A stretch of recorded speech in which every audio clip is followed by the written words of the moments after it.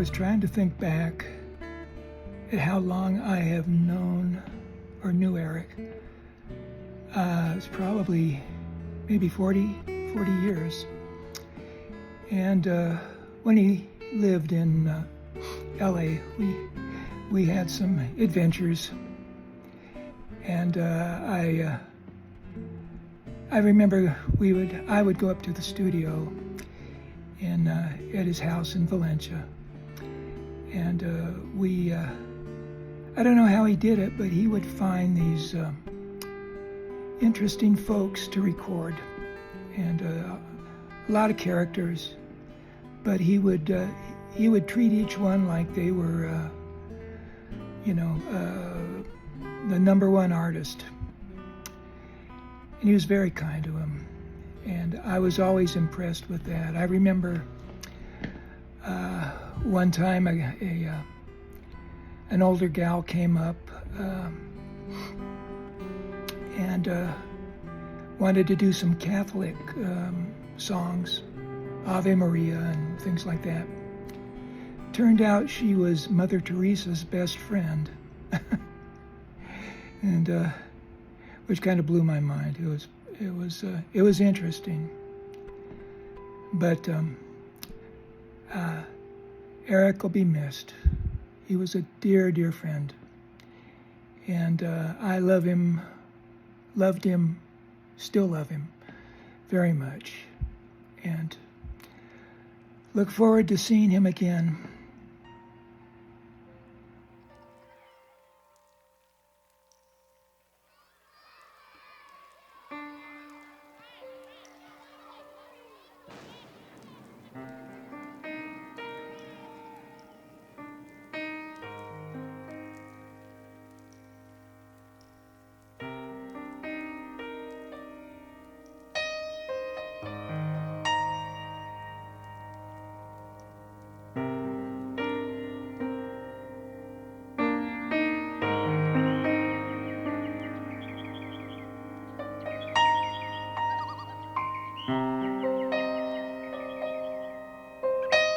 Story of how I met Eric.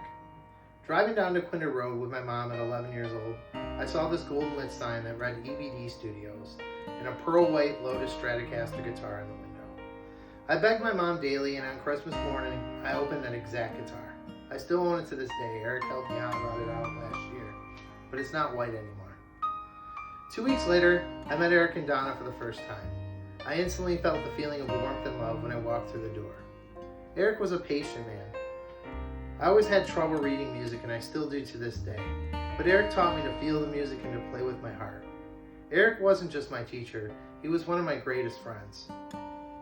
He had a way of captivating anyone he was speaking to. I loved hearing all of his stories, which he had so many of. As years went by, we drifted apart. Little did I know that fate would have it, that I would buy my home just 2 blocks away from him. And one random Facebook friend suggestion would lead me right back to them. With my at the time 10-year-old daughter who wanted to take piano and guitar lessons. In the recent years, I found something that I've longed for after the loss of my parents. Eric taught me so many things, not just about music, but life, love, family, God, and yes, Trump. I'm sure for anyone that knew Eric, you feel the same. Eric will always hold a special place in my heart. I will never forget him. I love you, Eric.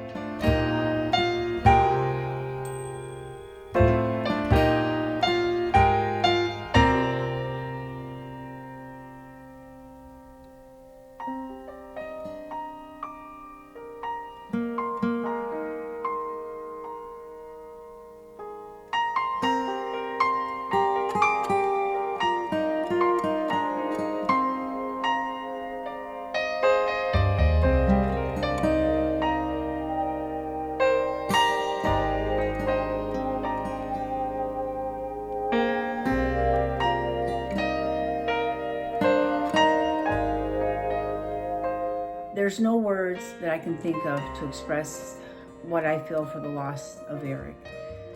He was a friend of mine, my music mentor. He produced all my music. He believed in me. We were a team. And the fact that he's gone, which is still hard for me to believe, I will miss him terribly. There's a huge hole in my heart, and there's nothing that's ever going to fill that. And I just feel blessed to have him in my life because he was a gem of a man, him and the whole family. And I will always love him. I know he's in heaven, and God has got his hand on him. So Eric, I love you. And this is my mom, and Eric was a huge influence in my life as well. He taught me guitar. He was my first guitar teacher, and I went on to study guitar in college and am getting a doctorate in guitar, and am an educator and performer and composer myself, and none of that would have ever happened if it wasn't for Eric instilling a love in music in me, and giving me such valuable lessons from the beginning.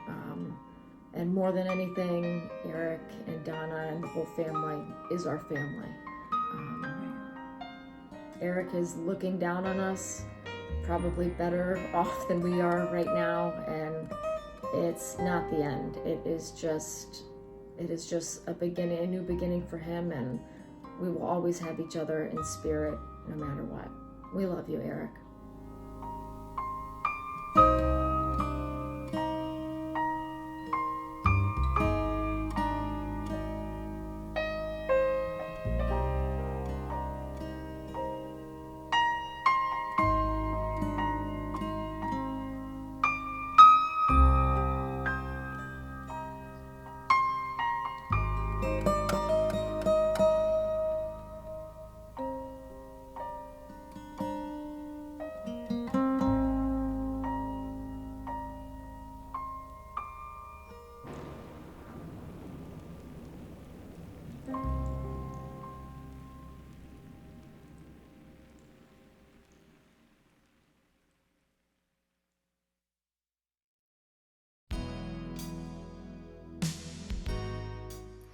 Hi, it's Greg Bissonette here. I want to thank Donna very much for inviting me to say a few words.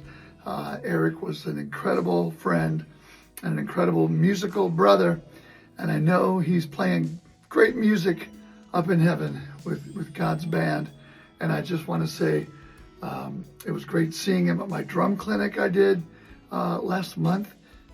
It was really great to be back in the Detroit area, and it was great to have him come there. So anyway, all the times at Eligio's, growing up on Shady Drive and walking down to Eligio's music on DeQuindra, closer to 13. I was like 12 and a half, and buying my first pair of Regal tip, plastic tip sticks. Anyway, so many great memories, but I know we'll all be together in heaven before you know it.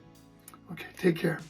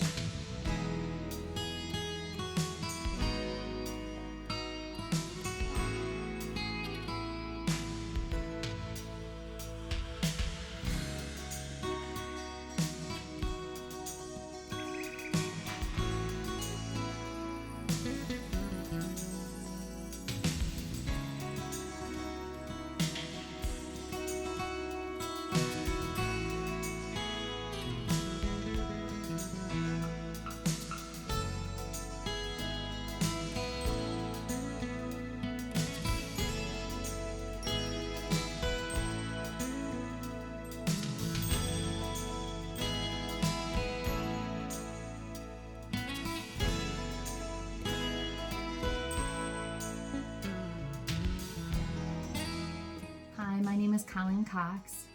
I came to know Eric and Donna probably about 20 years ago now. He was referred to me through a mutual friend who encouraged me to reach out to him for some recording for a music project that I was working on. And little did I know at that time that Eric would become a dear friend. Through many of those times that I would reach out to him to do some recording, we spent a lot of time talking as well as recording. And through those talks, I really got to know Eric and see his heart for the Lord and for music and also for his family. And it was one of the things that I loved about him was how often he would talk about his children and especially Donna, and the way that he would speak of her so highly of her all the time. And I loved that. It just caused me to just respect him and love him all the more. His passion for the Lord and his passion for music and his passion for his family. One of the memories that I have with Eric is I went there to record with him, and I had mentioned to him that I had wrote a couple of songs, and that one of those songs I was wanting to make a couple of changes, maybe do a little tweaking to, and asked for his input. And he said, go ahead, start to sing it. And while I was singing, he went over and reached and grabbed his guitar out of the case and started playing. And I was blown away at how quickly he had picked up on the song as if the song was his own, or he was reading sheet music. And that was amazing to me that he was able to do that. And I quickly saw how talented he was in so many ways, as all of you know. And, there's many other memories that I have with Eric, but I know we have limited time to do this video. But I just wanted to say that I love you, Donna. I love Eric. I will miss him dearly. He had a special place in my heart. In many ways, he was like a father figure to me after my father passed. And I will miss him. But the good news is that because we know the Lord, it is not the end, and I will see him again. And so I have said this many times to people who have passed, who know the Lord, that it's not goodbye, it's see you later. So Eric, I will see you later. I love you, Donna. Love Eric. Bye. I know I'll never lose affection for people and things that went before. I know I'll often stop and think about them. In my life, I love you more.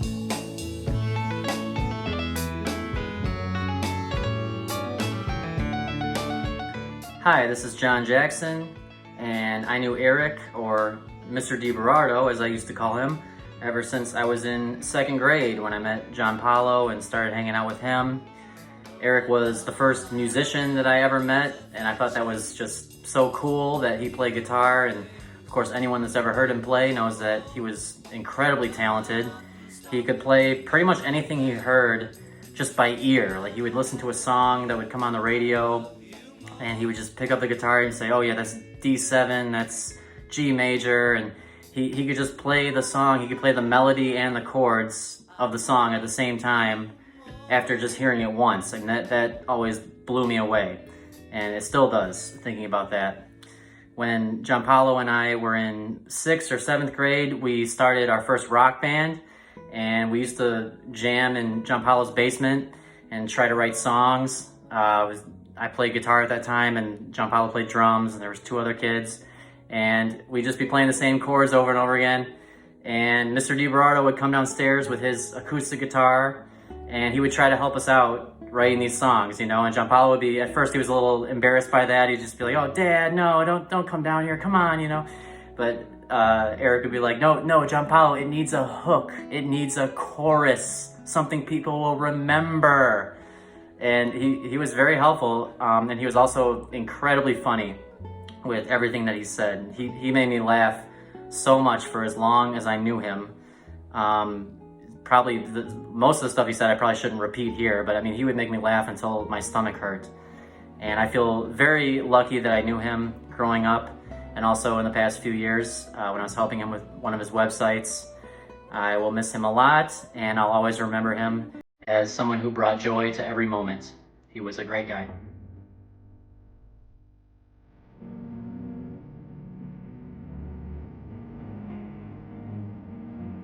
Hi, I'm Steve Fiedler, Ercole's brother-in-law, I'm married to Donna's sister Anna. Regretfully, we cannot be with you today. I first met Ercole in 1977 when he started dating Donna, who would become my sister-in-law that April. We hit it off immediately. His laugh, his smile, his joy of life were infectious. I remember early on, Bill Masters, one of Eric's closest friends, Eric and myself cramming into Eric's tiny one-room apartment in North Hollywood to record a jingle for a local LA Christian radio station. We laughed and joked more than they played, and we sang. In 1981, needing to move my family back to LA from Seattle, Ercole came and drove the U-Haul with Anna and our 6-month-old daughter Gabriella, while I drove our overloaded truck with our 3-year-old son Matthew. That was a wild time. The highlight of the trip being the incredible ice cream at the Umpqua Dairy on I-5 in Oregon. Ennio, his brother, and I converted his garage in Saugus into a full recording studio, the first EDB studio. I'll never forget having to throw Eric off the job because he almost sliced his fingers with a razor knife, insisting on helping us with insulation. He made his livelihood with those fingers. We told him, stick to the guitar, we'd stick to the construction. Ercole was the brother I never had growing up. I will be forever grateful God brought him into my life. I'm the richer for it. I will never forget how his eyes would squint when he laughed that infectious laugh of his. Nor will I forget the slightly off-colored jokes in Italian he would tell our mother-in-law. I'm not sure he knew I'd picked up enough Italian over the years to get the gist of those jokes. Ercole di Berardo, my brother and friend, shined the love of God in Christ Jesus to everyone he met, and I, for one, will forever cherish that love. Every one of us here tonight were bathed in the light of that love by Ercole. It is my hope and prayer that you also drink of that cup directly from the hand of Jesus, who loves you, died, and rose again, that each of us would be brought back into the personal, intimate relationship God the Father created us to have with him. Thank you. I wrote this song for my guitar teacher, my music producer, but most of all my dear friend Eric. There is only one way in, but first we must be born, and then everyone is happy when a child is born. When the sunrise meets the morning, and in sunshine we are soaring, but sunset comes, then we mourn. Where else can we go? What else can we do? I know someone who knows. He's waiting at your door, a pathway to afford. We were born as pilgrims to that golden shore. Life is a journey to the Lord.